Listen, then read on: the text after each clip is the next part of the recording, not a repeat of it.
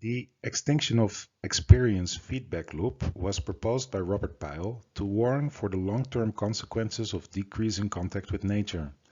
You may remember from our first lecture that one can distinguish between positive or reinforcing feedback loops and negative or balancing feedback loops. The reinforcing feedback loop proposed by Pyle suggests that the loss of contact with nature leads to a lower appreciation of nature, which in turn undermines conservation efforts, leading to a loss of nature and subsequent erosion of possibilities to enjoy nature, etc. A recent survey by Soga and Gaston demonstrates this gradual loss of human-nature connection. For example, in the bottom right panel, we observe a decrease in per capita visits of national parks between 1988 and 2012 in the United States. The top left panel and the top right panel respectively show that children in the UK visit natural areas less frequently than adults, and that children in the US experience less outdoor activities, also when compared to adults.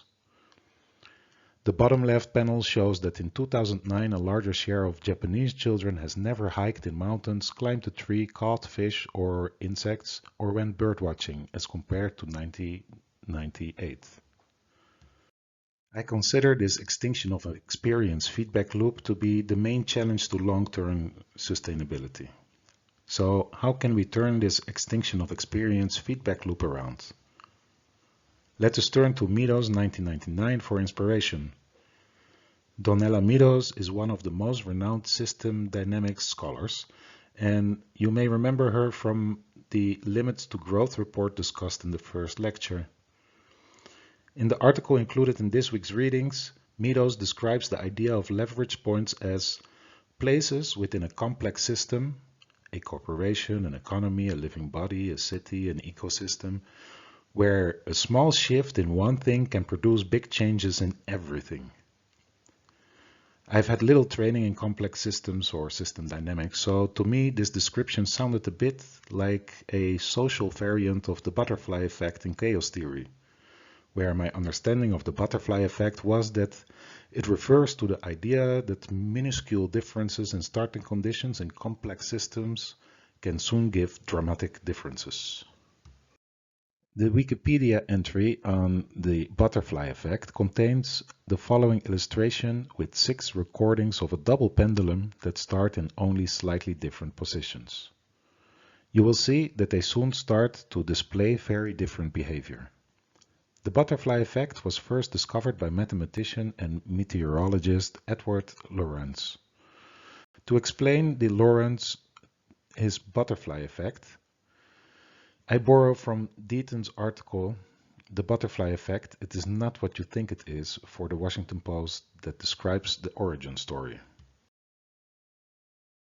In his early years at MIT in the 1950s, Lorenz studied long-range weather forecasting.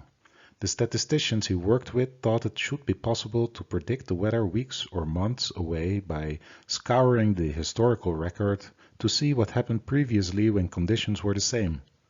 Find an old weather map that looks like today's weather map, and you should be able to make forecasts by reviewing the maps that followed, they said. Lorenz was skeptical of this idea. He argued that the atmosphere is so complex that it never repeats itself. So it would be impossible to find a day in history when conditions were precisely the same. And, as he discovered, even small differences in the initial conditions can lead to vastly different outcomes.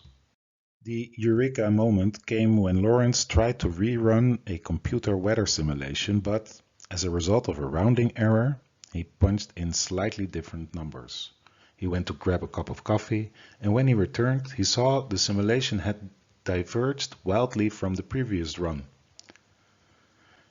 This realization that small differences in the initial situation can give large differences throughout the system led Lorenz to his first influential publication and has become known in popular culture as the butterfly effect. Yet it turns out that this is only half the story and not the butterfly effect that Lorenz himself referred to.